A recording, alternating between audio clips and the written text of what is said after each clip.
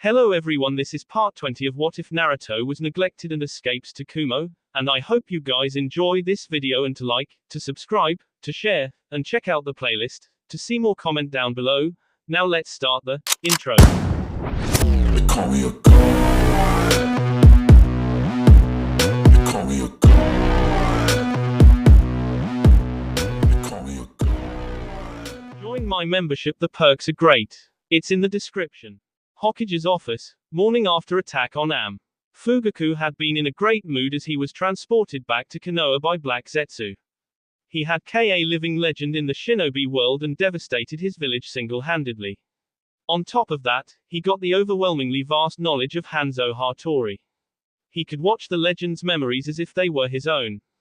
He could see the troop layouts, battle plans and phased plans for the war. With this knowledge, he would be able to crush his opponents. That was when Fugaku returned to the Hokage's office. That was when his glorious plans began crumbling down around him. Zetsu provided reports of the nearly complete defeat of his forces. Zetsu reported the storm that wiped out almost a third of his army. Zetsu reported the crippling of his son and loss of Kitsune and 2 Uchiha Jinchuriki. Zetsu reported that the Raikage wielded power comparable to that of the gods. Fugaku slammed his hands on his desk. Damn it. Damn it. Damn it. Kami, damn it all. Black Zetsu just watched the temper tantrum with a placid look on his face.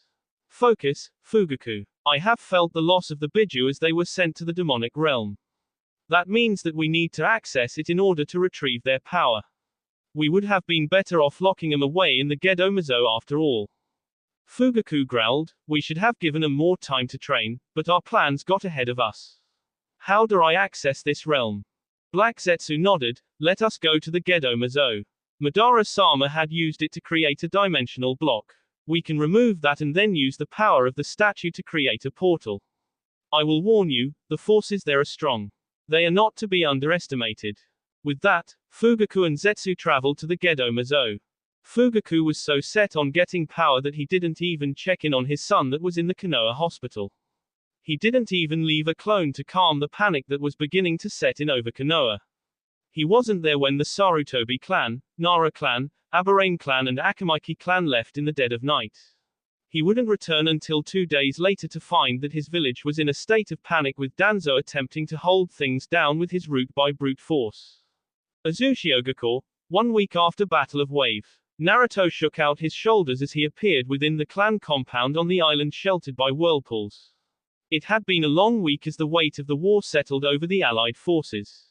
After the victory in Wave, Iwa forces encountered guerrilla warfare that picked them apart and left them in a bad situation. The desert wasn't a hospitable place, and it was even less so when the water supply was poisoned. Then, of course, was the destruction of Am. Naruto couldn't leave his allies hanging in their time of need, and he had directed a sizable number of resources and personnel to aid in the recovery of Am. The death toll and number of injured was staggering and growing daily. Nearly 3,000 shinobi and 20,000 civilians in one attack. Over 6,000 shinobi and 35,000 civilians injured. It was a truly devastating loss, and it sent a clear message to the allied forces: Fugaku Uchiha was the true enemy of the world, and he must be dealt with at all costs. Those 2 attacks were bad, but then there was the assault of the Zetsu. Nearly 3,000 plant creatures attacked the southern border of Kumo.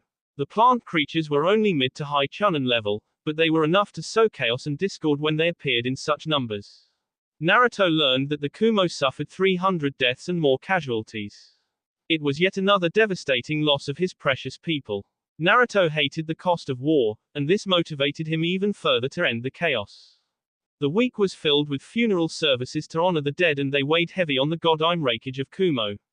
Naruto shook his shoulders to shake off the imaginary weight of the stress. It wouldn't do for him to sulk in front of his family and M. They were still alive, and they were the ones that mattered most to him. Thanks for coming, Sochi.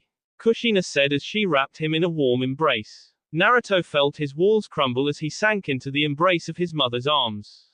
Her warmth penetrated his cold, stoic exterior, and he felt the full weight of the losses suffered this week hit him all at once.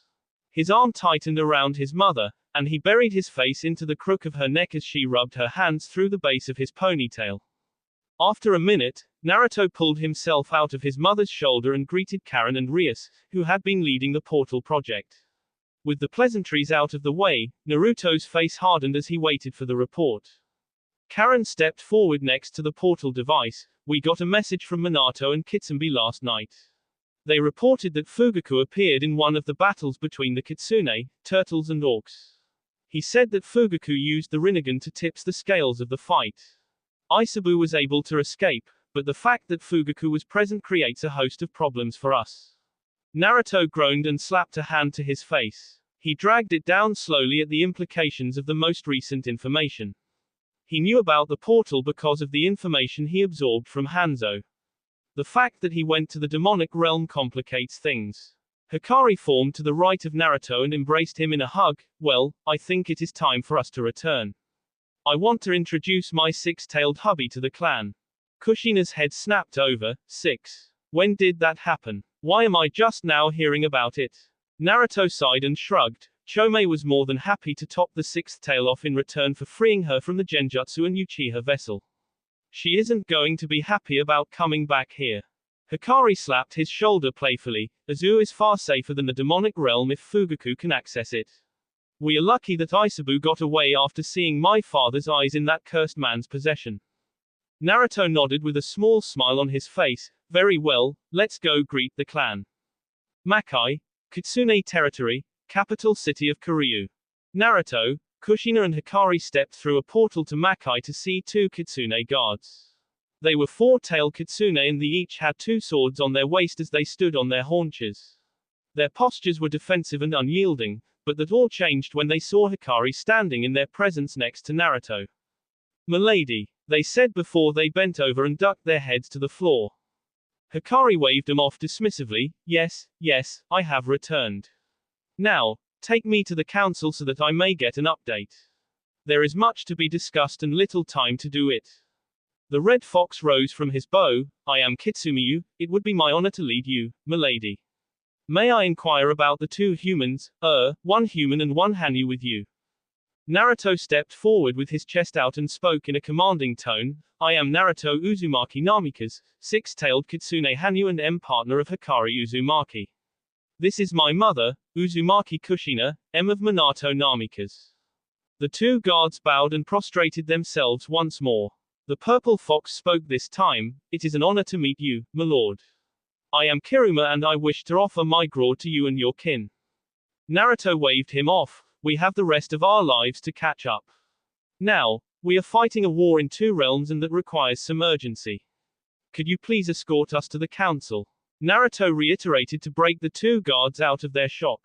Kiruma opened the door to the outside and Naruto got his first view of the Kitsune village of Kiryu. The building was newly constructed, and it was formed into the base of a mountain that overlooked a forest with trees that were bigger than anything Naruto had ever seen.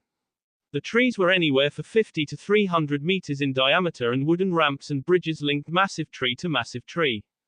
The quaint wooden architecture was homely, and it really fit the whole fox vibe. The trees had holes that were wide enough to fit a fully grown elephant comfortably through the entrances. These holes pocketed each tree and allowed the housing of the Kitsune.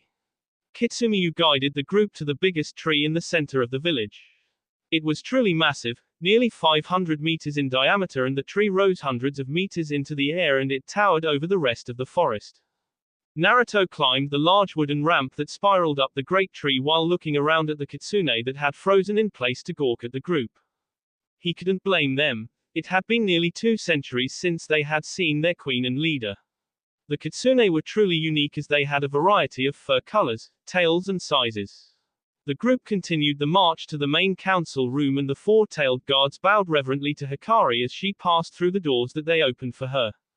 The activity in the council room froze as every fox head turned to the main door as the aura of the Kyuubi flooded the area. It was accompanied by a potent power exuding from Naruto that was fearsome and nearly as strong as Hikari's own. The combined presence demanded attention and it took less than 10 seconds for the Kitsune in the room to form up and bow their heads to their returned queen. Raise your heads, it is good to see you all again. Hikari said regally before continuing, who is in charge and who can get us up to date on the current state of affairs? A seven-tailed grey fox stepped forward and bowed while on all fours. It is truly good for this old soul to see you again, milady. I would be more than happy to assist you. Hikari smiled in her Hanyu form. Kitsune, it is good to see you again, old friend. Let us get this dealt with and my M will go issue a warning to the pigs and cows. A collective gasp sounded through the room and Kitsune asked the question on everyone's mind. Milady. Hikari took Naruto's hand with her right hand and pulled aside her auburn locks to show the mating mark on her collarbone. This is Naruto Uzumaki Namikaze, six-tailed Kitsune Hanyu and my chosen M. He is hailed as the Reikage of Kumogakur and has earned the lure of Tenshi no Raijin. He has the loyalty of many nations and is the sage of the honorable Eagle clan of the Summoning Realm. The Kitsune bowed their heads and chorused in unison, "Hail, Lord Naruto." Naruto chuckled sheepishly and waved him off. Enough of that. Let us conduct business and end these senseless wars. I look forward to getting to know each of you in time. Hi, Naruto-sama. The Kitsune chorused before breaking formation and returning to their work. At least, all Kitsune except one returned to their duties. A blonde Kitsune with white tips that mirrored Naruto's Hanyu form remained frozen in place as his slitted, blue eyes locked onto the red-headed beauty standing beside Naruto. The Kitsune flinched when Naruto's electric blue eyes locked onto his own. Moments later, the violet orbs of Kushina locked on as well and tears began falling shortly after. Business was delayed for a family reunion that was long overdue. Naruto thanked Hikari for honoring their agreement. Kushina hurled herself at the blonde three-tailed fox and wept into his neck. Naruto just approached calmly and waited for his mother to have time with his estranged father and her estranged husband. He pulled Hikari into a one-armed hug and the married Pamita couple just watched the reunion with smiles on their faces. It was moments like this that made the tortures of war manageable. Kushina grabbed Minato by either side of his snout and planted a K on his nose. "Oh, Minato, it is so good to see you again. You need to hurry up and get strong enough to transform like Naruto does." She teased him as she peppered K all over his face. Minato chuckled abashedly while he was soaking in the warm presence of his wife. "It is good to see you again, Kushi-chan." Minato nuzzled into her neck once before his gaze locked onto Naruto. "Son, I am so proud of you," he said softly. Naruto stepped forward and ruffled his father's ears, knowing damn well how sensitive the ears are. "Thanks to San. I hear you have been holding it down on this side of things. How is it as a full Kitsune?" Minato continued cuddling Kushina as he replied, "It was interesting. Completely new chakra system, new balance, new tactics. You know what stayed the same?" Minato asked with a foxy smirk. "Speed is still king. I trained that up and this body is even faster than my human body." Naruto belted out a laugh at that. "We will have to see who is faster. I'll bet you a tail that I am faster than you."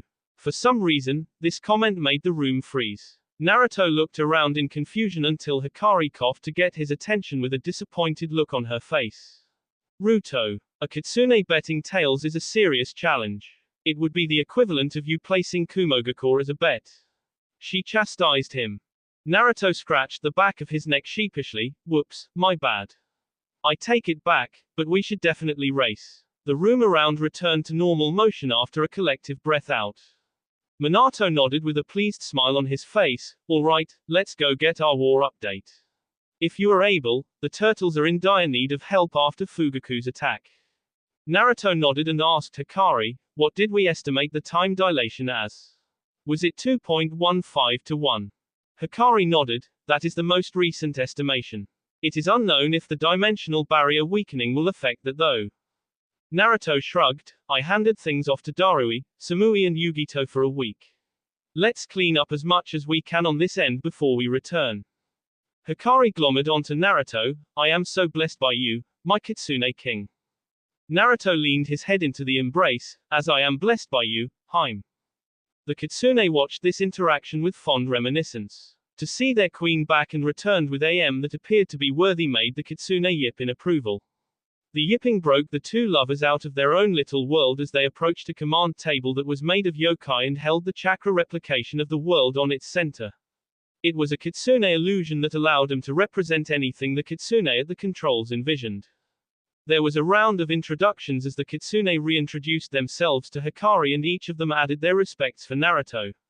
There was a slight bit of but it wasn't anything that Naruto wasn't used to from his own people back in Kumo.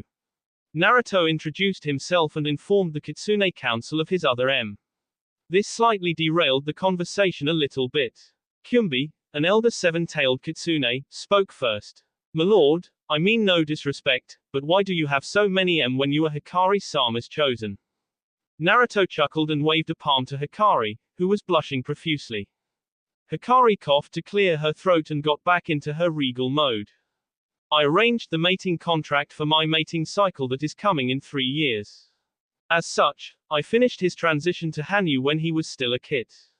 We all know that no kits should be plagued by adult matters, but Naruto was. He insisted on remaining faithful to me, but every female Kitsune knows how demanding it is to keep a full female satisfied. The human aspect in him made that even more intense. I had no desire to deny him love nor to be left in such a sorry state from his passion. I insisted on him finding human and it has become the greatest blessing of my life. Let's just say that even with 7 wives and 11 that he still keeps all of us sated. That is all I will say on that topic. Kyufan, a 6-tailed warrior Kitsune, puffed out his chest. I wish to challenge him to determine whether he is worthy. He was set off by a potent flare of intent from Hikari, who was calmed by a hand on the shoulder from Naruto. Naruto's electric eyes lit up as he glared down. Kyufan, you may accompany me on my first mission. If you are able to best my K count, then I will entertain a direct challenge from you. Kyufan snorted, you are but a Hanyu. Us Kitsune are masters of yokai. Hikari burst out in laughter, you fool, do you see those 6 tails? Naruto's tails are equal to the tails of power granted to the Biju by the sage. Hikari paused as she saw Naruto hold up a hand a wink. As I said, Kyufan, once I understand the situation, you may accompany me for my first mission. You will understand the clear difference between you and I then. Furthermore, I am no longer a half-demon. It is more like I am mostly demonic, and I have developed my own yokai core. Surely you know what that means. Naruto said with a smirk and the Kitsune recoiled. How is that possible, Naruto-sama? Kyumbi asked. Only the 8-tailed Kitsune have ever done that and Hikari-sama is the only one to perfect it. Naruto simply shrugged, so Hikari took over. My core is still residing within Naruto-kun. He trained from a young age and pushed his body to the brink. He earned his first 3 tails by the time he was 14 all on his own effort. On top of that, he has defeated many of the tailed beasts within their human hosts. Upon defeating them, I realized that he could absorb their yokai. I funneled this into a core, and it has been generating yokai and growing his reserves since. He will be my equal in a matter of years and he has the potential to surpass me. The room froze in shock and denial. The implications of this were revolutionary for the Kitsune, the strongest clan in Makai, to imagine. There were many questions racing through their minds, but they would have a long time to contemplate it later. As the room remained frozen, it was Minato's laughter that broke him from his musings. Minato's laughter continued to escalate as tears of pride trickled into his fur. Mind filling us in on the joke, Minato-kun? Kushina asked with her lips tugging upwards into an amused smile. Minato used a tail to wipe the tear from his eye. Oh. I just trained my ass off for the past 30 years in this realm and my son was my equal in half the time. I am so proud of him. Kyumbi slammed a tail on the table. Minato-kun, you are the most prolific Kitsune of all time. Hikari-sama's presence within the child has made him into the Kitsune Hanyu he is. There is no shame in your achievements, child. Hikari scoffed. After completing his transition, I have done very little to further Naruto's power. Only my excess aura did anything. Do not devalue my achievements. Kyumbi bowed. My apologies, Kyubi-sama. Naruto stepped forward. Look, time is counting down. I want to make the most of my time here. Can you fill me in and point me in the right direction? An hour later, the sun was setting over the Kitsune forest. Naruto went to Minato's comfy home and Minato pulled out a couple extra mats for his guests. They spent the night catching up over some fire whiskey, the preferred drink of the Kitsune. Hikari decided to return to the seal in order to help prepare Naruto for tomorrow's mission. She wanted to see how much stronger the pigs and cows had gotten. She couldn't begin to imagine how the orcs and minotaurs were actually pressing the major clans. The two cuddled inside the privacy of the mindscape, and Hikari made the most of the time they had alone. She was so content when she was with Naruto that she lost herself to pleasure and lust. She let Naruto take her in any way he wanted and every way he could imagine. It always helped that every way Naruto took her made her scream out in pleasure. After their session, they enjoyed a good night's rest together with body against body and tails intertwined with tails. The next day, Naruto attempted to summon Virginia to the demonic realm after Hikari ensured him that it would work. When Virginia arrived, she was more than a little surprised. It was the first time she had ever been summoned to Makai. The only eagles that had ever been to Makai were Old York and Lady Merika. However, her reaction was nothing compared to the Kitsune. The look on Kufun's face when Naruto told him to hop on was hilarious. Minato obliged with no objections and Kushina did as well. Finally, Kufun shrunk his size enough so that it wouldn't be a burden on the bird, and finally Naruto kicked up. He waved goodbye to Hikari, who the Kitsune insisted stay within Kiryu for her own safety. Kufun also said that it wouldn't be fair if Hikari were to get involved in their companion.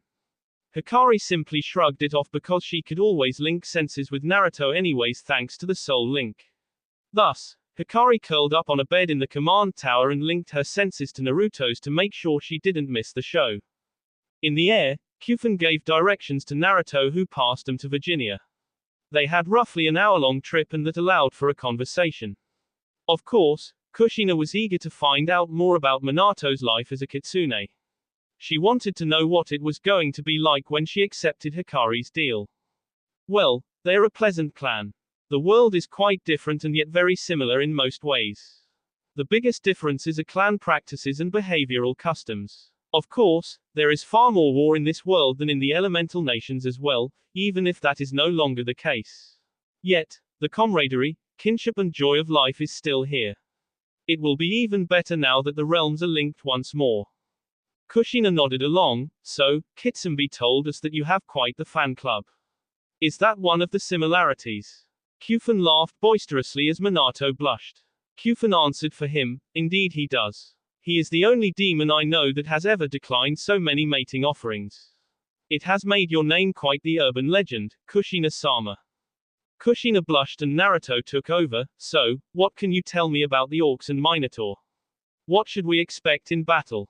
Minato got back into serious mode at the question. The orcs look like pig-human hybrids. The adults stand about 8 to 12 feet tall and typical are not well armed. Their elites wear plated armor and wield a variety of heavy weaponry. They are stronger than us but also much slower. Their strength is in their numbers and formations. The Minotaur are fierce warriors. They stand anywhere from 10 to 20 feet tall, and their hide is incredibly tough. My wind and lightning yokai has proved to be enough to deal with most of them. Their elites are a different story, however. The elites' hides are heavily chakra, yokai resistant and durable. They use brute strength and often wield dual-bladed axes or halberds. They typically fight in twos and their strength is devastating. Naruto nodded along and asked a question. What do they have for ranged attacks? Anything other than thrown weapons? Kufun answered this one. No, they see ranged attacks as dishonorable and will charge through them. Naruto smirked foxily. Good, very good. Hey Pops, you want to see how I completed the Rasengan? Minato's jaw dropped. You completed it. Naruto nodded. Yes, I did. With all three of my primary elements. For an elite, I would use lightning style. For the pigs, I will try out the water style. For formations, I will hit them with the wind style. Hey, Ginny, can I use sage mode here? Virginia turned her head as she glided through the air. The natural energy here is weaker. It will take you longer to gather. We are approximately 15 minutes out. Kufun informed the group. Naruto immediately sank into a lotus position on Virginia's back. Minato could feel the gathering of natural energy and he couldn't miss the cloud cover that began to settle over the region and the winds that stirred at their backs. The darkening of the clouds and the increased static electricity made Minato's and Kufun's hair stand on end. They were each watching the blonde Hanyu carefully as they sensed the rise in his chakra. Go down here, it looks like the battle has resumed. There is Isabu-sama, Kufun said over the roar of the wind. Ginny, let's introduce them to the eagles. Naruto said with a foxy smirk on his face. Rather than descend, Virginia banked upwards into the darkening cloud bank that formed suddenly over the area. As the screaming eagle composed of wind and lightning descended from the sky, the battle between the turtle clan and orcs froze. Naruto saw a group of armored minotaurs and a giant orc overlooking the battle. He smirked as he altered the trajectory of the screaming eagle towards what was obviously the command group. Kufun's jaw dropped after Virginia leveled out because Naruto's jutsu had just decimated an orc general, a couple orc captains and 10 minotaur elites in one fell swoop. Then, Kufun watched as the man jumped off of the eagle's back and formed 2 swirling spheres, one in each hand. Then wind blades appeared on them, and the spheres grew before he hurled them like a projectile at the amassed formation of orcs. In a vibrant explosion of white chakra light, wind domes appeared that were 100 meters in diameter.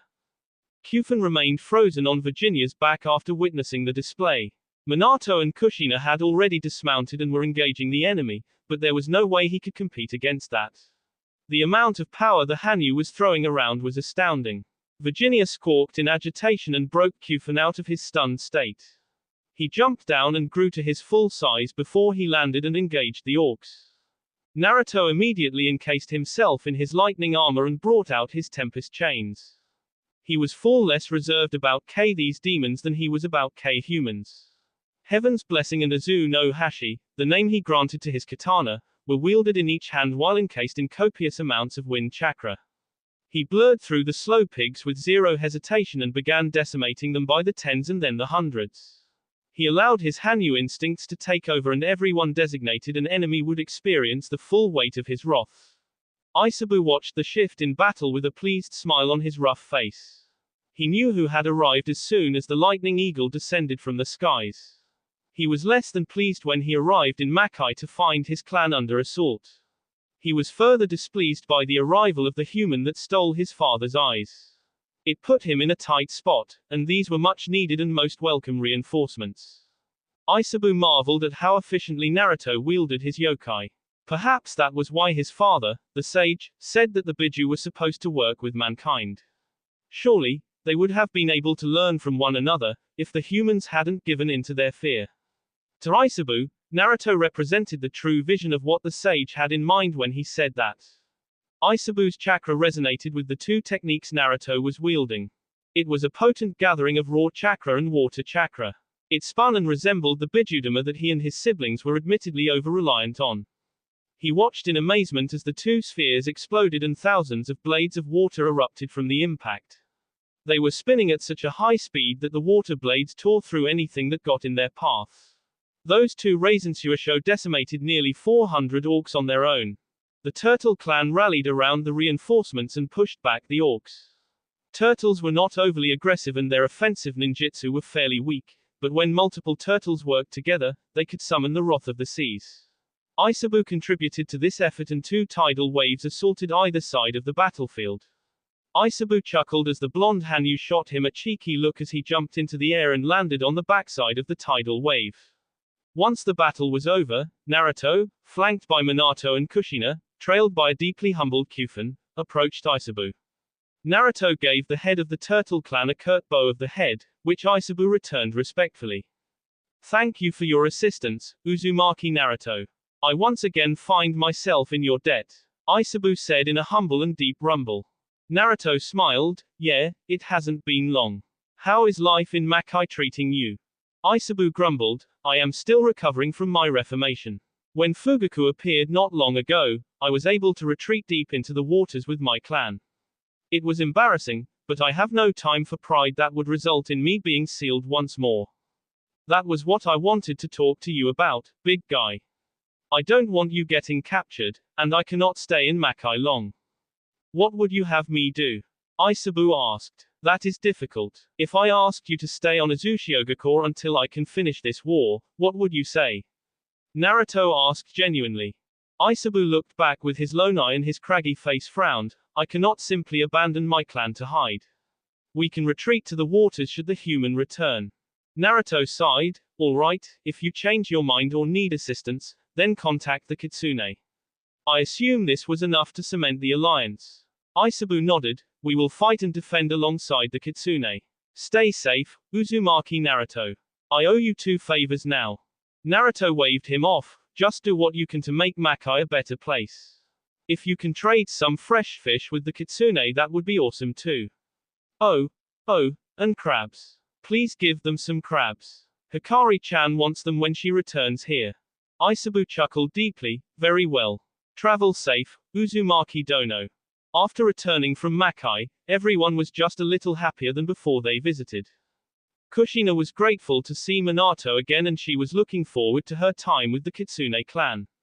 Naruto was able to relieve some stress and remove some pressure on that side of the portal.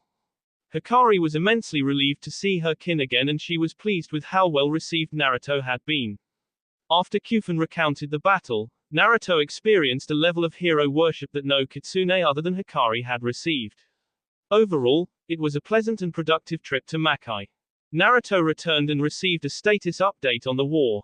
Fugaku had been quiet and moved into defensive positions. Konoha forces pulled out of Kase no Kuni entirely and reinforced River Country's borders. River Country was much harder to assault and easier to defend than Kase no Kuni. They had also gone scorched earth during the retreat to make it nearly impossible for the Iwa forces to pursue.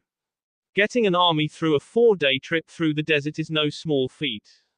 Wave Country had recovered the dead and established a solid base within Fire Country. They were just holding positions and waiting for orders to assault. There was still a presence of allied forces that would be able to withstand most direct assaults. The use of seals to reinforce structures and barriers that would delay the Hokage should he arrive, and a variety of other defenses were erected. It paid off to have a shinobi corps gifted in the sealing arts. Am had been taken care of by the combined might of the alliance. It was overflowing with medical shinobi, supplies and support. The situation was still dire and quite desperate, but it was stabilizing day by day. Most of the citizens were evacuated to Kaminari no Kuni, and only engineers, construction workers and the critically wounded remained on the island. The recovery of a megacore would take a while, but like every other wound, it would heal in time. Naruto dismissed the council after the updates were given, and he said that all forces were to use the next week to prepare, relax and get their minds right. He then left AB Clone and went to Nuazu to get some time with his family. It might not have been the appropriate time for it, but family came before all, and Naruto missed his family. Thus, he abducted his girls from their battlefield positions, collected the Uzumaki girls and prepared a feast's worth of food for family dinner. Thanks for the food, Ruto-kun, Amy said as she cuddled into Naruto. The girls agreed to let her have the real Naruto after the attack on Am. How are you holding up, Amy-chan? Naruto asked while everyone else offered sympathetic glances. Amy sighed, it is tough, and I know it will hit me harder later on. For now, I just want to kick the S out of every Uchiha alive. Her look of anger turned abashed as she glanced at Itachi. Sorry, Chi-chan, that obviously doesn't include my favorite 3 Uchiha. Itachi waved her off. We are Uzumaki now. My father lost himself and my brother was always a lost cause. The rest of the clan was just as guilty. I bear more love for every single one of you than any of them. Maya grabbed Itachi's hand and gave it a gentle squeeze. Anko turned to Kushina and spoke in her teasing tone, so, Mama, how was it seeing Papa Fox again? Kushina blushed. Well, it was great. It was a little frustrating that he can't transform yet, but let's just say I left him with some proper motivation to get stronger. Ow. Ow. Mabui cheered. Go get it, Mama. Which made Kushina blush tomato red like her old nickname at the academy. Speaking of Mama, how are you holding up with the baby, Amy-chan? War can't be good for that. Samui asked. Amy rubbed her stomach affectionately. Well, it wasn't too hard initially. Now that my belly is growing it is more difficult. I just don't want it to take me out of the final assault. Naruto frowned despite Hikari rubbing the back of his neck affectionately. Amy, don't lose yourself to revenge. The F will die, but that is not the important thing. Your health and the health of the baby are far more important to me. Amy looked down at the table. I know, Ruto, but... Kushina rose from her chair and wrapped Amy up from behind. We share in all things, Amy-chan. Revenge will never be as important as family. Plus, Am needs you right now and your people should be more important than any thoughts of revenge. Amy nodded silently. Tayuya, never the one to get stuck in the mud, changed the topic. So, when are we going to bend those bastards over the barrel and M in the air? Naruto ignored the crass nature of the statement and thought for a bit. Early next week. I want and a third of Kumo's forces to take the fire capital. I have a feeling that Zetsu has been imitating Kenji since the start of the war. No daimyo worth his salt would have backed Fugaku the way he did. Then, the main force from Wave is going to wrap and flank the Am border. Once everyone is reunited, we move on Konoha. Itachi chirped, that simple, eh? Naruto shrugged, I think so. I am going to be involved the whole way. I am done with this BS, and I am not going to let Fugaku lash out at another one of our villages again. Yeah, the reports of him using a bird summon to move around the way we do are unsettling. The damned Rinnegan is a cheat code. Kushina pouted. We have the crows and eagles watching the skies. If he travels that way, we will know about it. Naruto said. What happened to the dissenters and the refugees? Tsunami asked. They are currently being held with their chakra sealed in Wave Country. Most of the samurai are no problem. The dissenters are assisting with prisoner containment and the rest will be tried by a communal once the war is over. The Nara, Akamaki, Aburame and Sarutobi clans just turned themselves into our forces at Wave as well. Converging the war fronts. Fugaku knew that he was losing the war and he took advantage of the decisive defeat that the Orcs and Minotaur clans suffered against the Turtle clan due to Naruto's intervention. He convinced the Orc Lord and Minotaur Lord that they could wreak as much havoc as they wanted on the humans of the elemental nations as long as they finished Naruto. He even promised them parts of Kaminari no Kuni as payment for their assistance. That was how 10,000 Orcs and 3,000 Minotaur found themselves formed up in front of Konoha. Fugaku, this is foolish, Black Zetsu said while lamenting the fact that the fool was far too strong for him to betray at the current moment. Fugaku scoffed, this is what they get for opening the portal. These Orcs and Minotaur races have never seen so much lavishness as this world has. They will serve me so long as they can have access to this world. Black Zetsu shook his head, they will betray you and bring this land to ruin. I am a god. With these eyes, they cannot begin to defy me. I K two of the strongest shinobi alive by my own hands and power. Once I K the Uzumaki brat, I will have achieved victory over this world. The Orc and Minotaur races will just be more servants for my ascension. Deranged bastard, Zetsu thought, who thinks that getting eyes makes them a god. He is no more a god than I am a human. Minstro, the Minotaur Lord, and Kerchek, the Orc Lord, approached Fugaku. They each towered over the man but they each knew that they couldn't K the man. A moment of silence passed between the four and Minstro spoke in his deep, rumbling baritone. Hokage, when will we move out? We have our own war to win once we are done here. Then, we will unite the two dimensions under our rule. Fugaku looked placidly at the nearly 22-foot-tall Minotaur, the enemy is coming to us. Take this time to have your men get acquainted with the area. Make no mistake, the fight is coming to us. It will be interesting to see how they hold up against shinobi of our world. Kerchek snorted, they will fall to the horde. We will consume their bodies and devour their chakra. Minstro looked to Kerchek, who was 4 feet smaller than him, but still a staggering 18 feet tall. My partner is right, they will not be ready. What is the battle plan and what will your forces be doing? Will the one who summons storms be here? Fugaku nodded, my shinobi will be the main attraction and we will meet them in this field. Your hordes are to hide in the U-shaped forest that surrounds the field. My friend's clones will lock the enemies into a fight from behind. Root forces will target the medical and supply caravans. That will allow your forces to charge. Minstro pounded his defined and diamond hard chest with his fists before shouting, I like it. The roar of battle calls to me. The bee of battle calls to me. Kerchek roared. The hordes behind the Minotaur and Orc Lord clattered their weapons and answered their call. March on Konoha. After flanking the forts and eliminating the resistance on the Am border, the forces of Kumo, Am, Azu, Iwa and even Kiri marched towards Konoha. Kiri decided to commit 1,000 shinobi and 2,000 samurai for the final battle. Iwa marched through Suna and north of River Country, which bypassed the entrenched defenses. They brought 2,000 shinobi and 4,000 samurai with them. They linked up with the Allied forces just south of the Am border and the meeting of the Allied leaders began. Naruto clapped his hands together to quiet the room full of influential people. All right everyone, I have something to share with you that is going to be a lot to take in. For those of you who are unaware, there are multiple parallel dimensions to ours. The most commonly well-known dimension is the summoning dimension. What is not as well known is that the dimension called Makai also exists.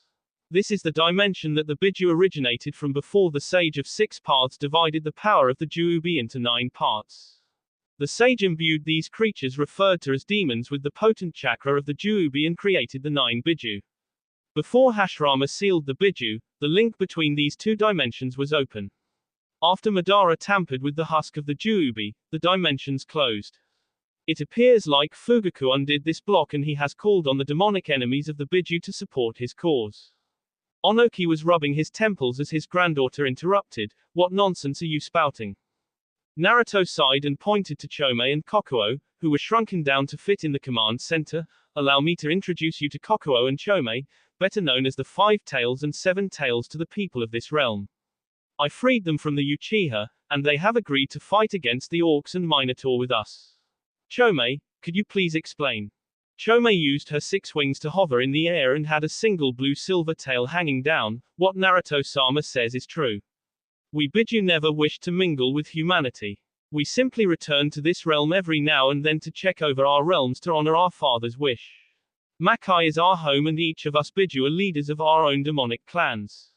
Yo, what Miss Dragonfly says is true. Now listen for what to do. Instructions Naruto will give. Listen if you wish to live." B spoke in a slightly ominous rap. Naruto sighed once more and rubbed his temples. "Thanks B, I can take it from here.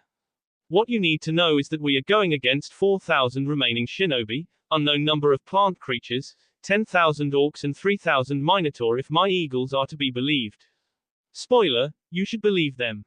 Yahiko, recently recovered from his injuries, frowned and asked, "What are these orcs and minotaur?" Naruto explained what he knew to the room. "Holy S," Yahiko gasped after hearing the explanation.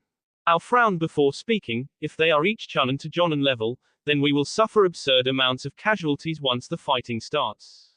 Naruto smirked. "They possess no ranged jutsu. When I went to Makai, I was able to nearly 1,400 orcs in a single hour and IKA Minotaur General in my opening attack. So, they are beatable for you.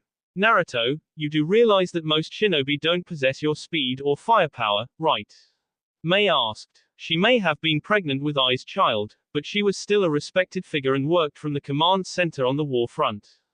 Naruto shrugged. "They are able to work in teams and use combination jutsu to compensate.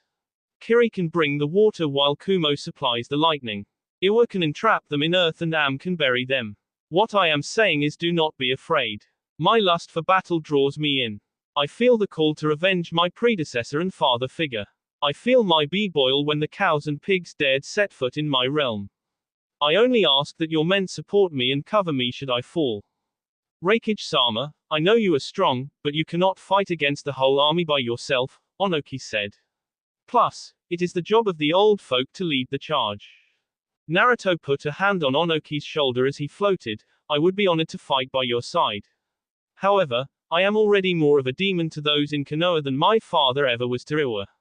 Let me shoulder this hatred, Onoki. You clean up my opening act." Al frowned. "Naruto, we all appreciate how much you have shouldered, but this is asking too much." Naruto shook his head. "No, it is not. I will bring the might of Makai's greatest clan with me. You see, the Kyubi no Kitsune, my wife, is the leader of that great clan. When they heard about the orcs getting involved, they readily offered their support. I am not saying that I will take the whole fight alone. I simply say that I do not wish for my allies to get caught up in my wrath." Hikari took this moment to manifest next to Naruto. "My M is right. Let us open the door and disorient them. Even the cows and pigs will learn to fear." Yahiko sighed. "Very well, how would you format the attack?" Naruto used the Kitsune illusion art to project the estimated battlefield. He went through the battle as he envisioned it stage by stage that were broken down by timestamps. Once the presentation was over, the room remained silent for a while as they each formatted their questions. The first to start was Kushina. "Reikage Dono, why don't you fall back after the opening assault?" Allow the main forces to engage and draw out the Hokage, Orc Lord and Minotaur Lord. Hikari answered for Naruto, the Orc Lord and Minotaur Lord will charge out during Naruto's first assault. They are each easily on cage level. Conventional weapons and jutsu will not be able to fell them. Even the most potent weapons of Jonin level would barely scratch them. They need to be removed from the battlefield before my M would risk those he loves. And what if Fugaku gets involved right away? Onoki challenged. He won't, Naruto replied simply, he is a coward. Onoki belted out a laugh at that. Very well, I request to be part of the emergency forces on your eagles. As do I, Kushina said. And I, Samui and Mabui said simultaneously. I will stand ready, Itachi said calmly. Chojuro, Haku and Zabuza stood up. We volunteer. The demon of the hidden mist volunteered. We are in on this. Yahiko smirked as Conan, Nagato and Amy rose beside him. Fight with my brother from another mother, wouldn't rather have Anatha. B said. Yugito groaned, count me in. Kokuo grew to the size of a large dog and stood beside Naruto. I will be in the second stage of the attack.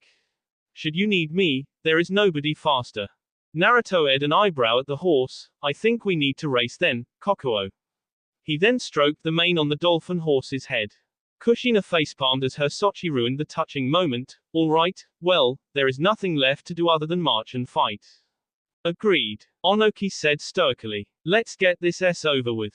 Tayuya shouted. Once this bothersome war is over, I am taking a nap. Darui said through a yawn. Beginning of the battle and start of the storm.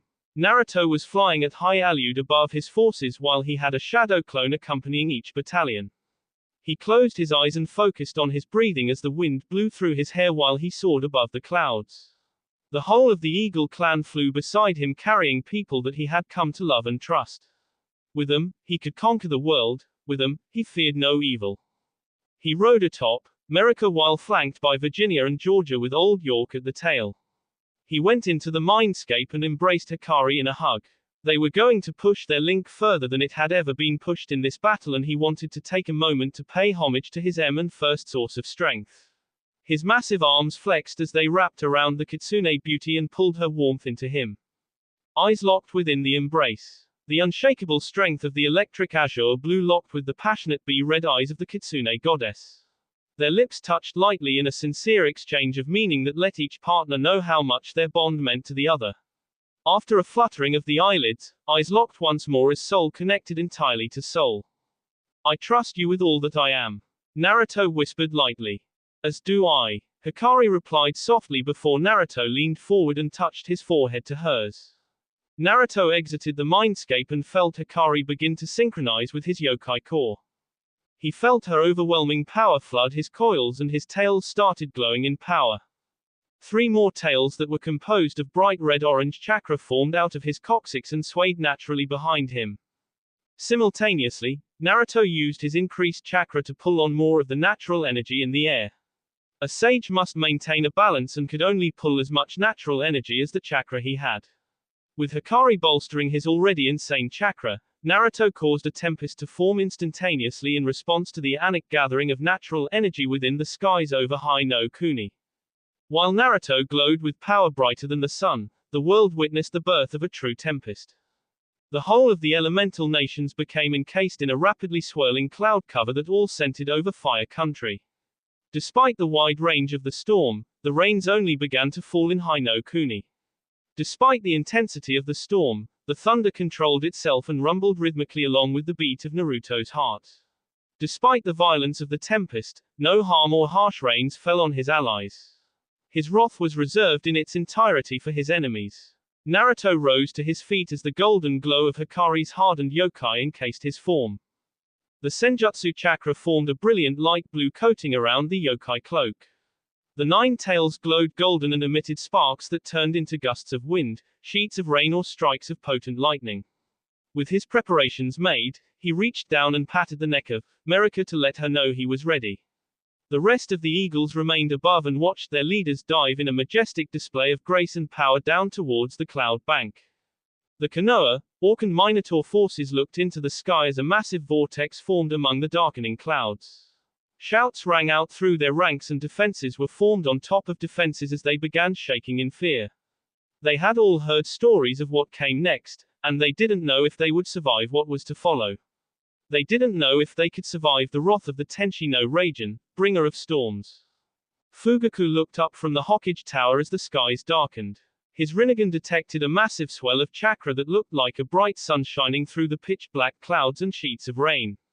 He felt the Kyuubi's chakra once more, but it felt different, very different. The chakra felt all-powerful, calm and determined. Not like the rage he remembered from the Kyuubi attack or invasion. Fugaku watched in horror as the biggest tornado he has ever seen descended from the sky on the back of a golden sun that radiated shocks of electricity and wind. Fugaku didn't know what was going to happen, but he knew that his plans would not stand up to a force such as that. He watched in disbelief as streaks of lightning fired from the sky like a machine gun and rained down electric hell onto the positions of his forces. The thunder rumbled into a terrifying cacophony of sound that pressed down on the mortals below in the form of air pressure alone. The golden light formed into the head of a Kitsune fox, and it let loose a roar from thunder as it descended from the sky. Naruto called out, "Sage arts, might of Inari." Merika banked out of her dive, but Naruto jumped off her back and led the charge of copious amounts of chakra to the ground at terminal velocity. Naruto's whole body was flooded with his chakra, natural energy and Hikari's yokai as he was mere meters from the ground. In the next millisecond, the world knew the newest definition of destruction. As Naruto impacted the ground, he unleashed his potent combination of energy into the ground and caused a tidal wave of earth. Naruto had landed in the central point of the enemy formation. The formation nearest him was disintegrated from the raw power before the true show even began. The earth that began erupting was flattened by the wind, but it refused to stay in place after so much energy was transferred into it. If it couldn't roll outwards, then it would explode outwards. The wind blast that accompanied Naruto's dive collided with the ground and exploded outwards. It sent shinobi, samurai, orcs and minotaur flying indiscriminately. It flattened trees and decimated defenses. Its force reached the walls and buildings of Konoha and ripped the roofs of their homes. Its wrath screamed outwards and shredded the puny mortals that dared to defy its natural power. Lightning seared the skies and electrified the rain as it tore its way through the skies and connected with their master. Onoki nearly s his pants as he watched the display from the clouds. It simultaneously astounded and terrified him. If Minato was a demon, then Naruto would be the devil himself. At least, he would be, but Naruto was on his side.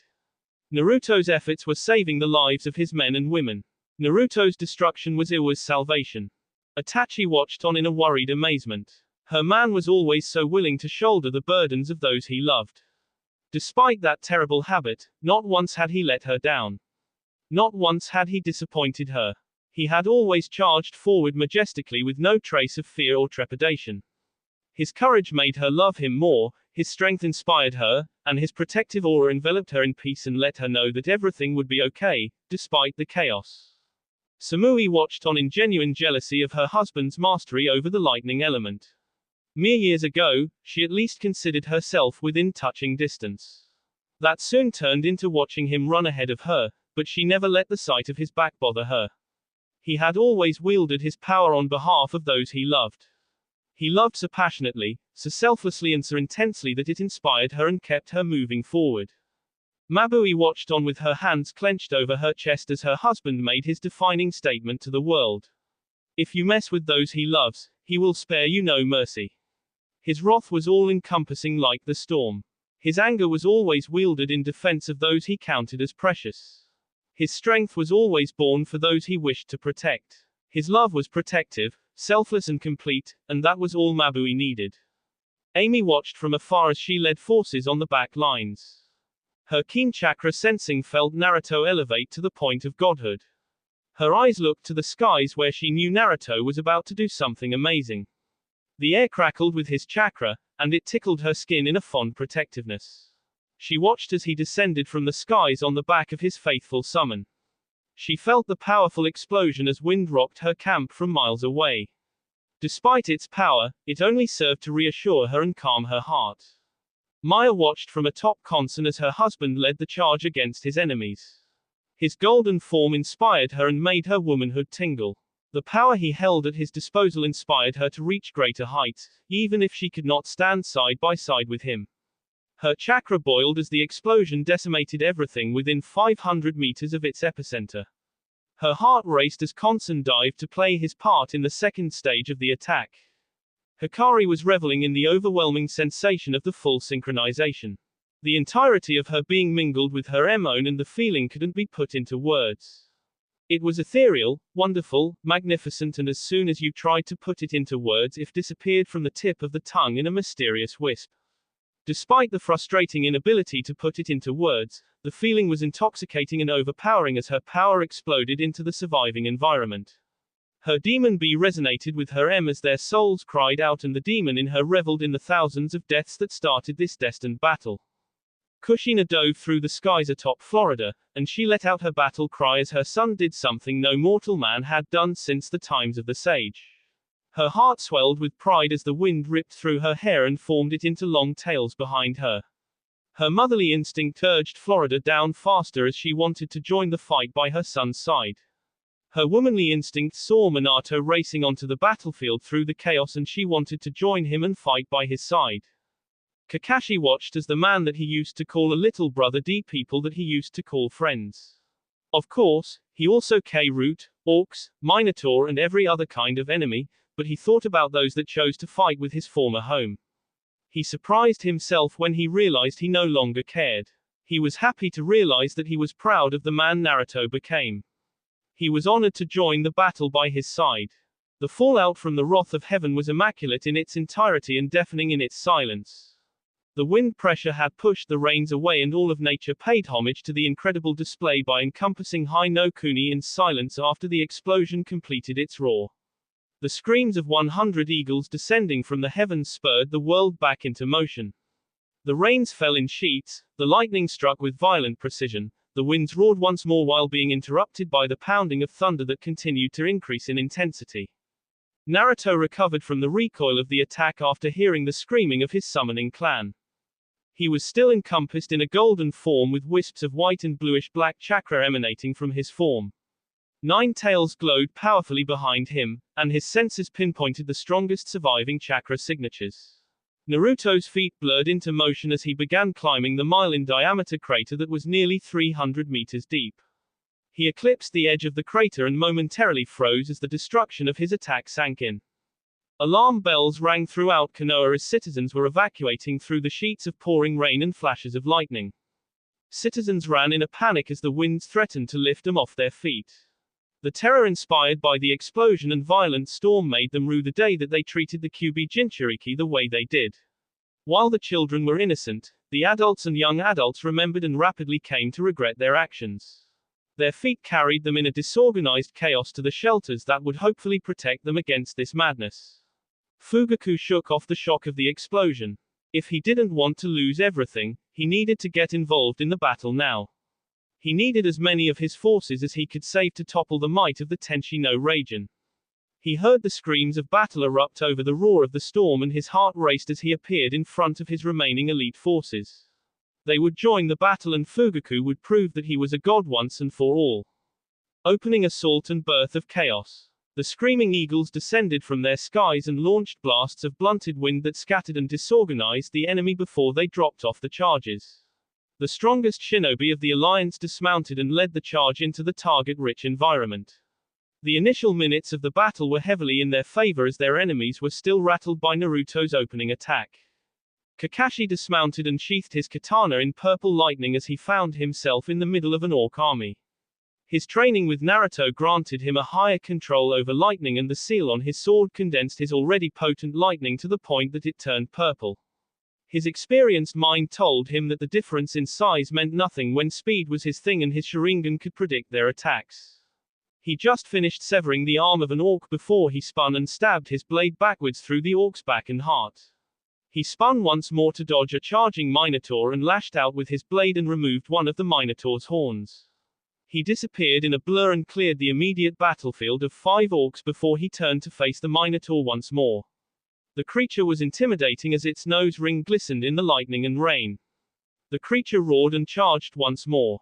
Kakashi replaced himself with a shadow clone and the Minotaur charged right through it. When it came to a halt and turned around, there was the slightest shift in the earth before Kakashi erupted from it with his hands holding his purple katana.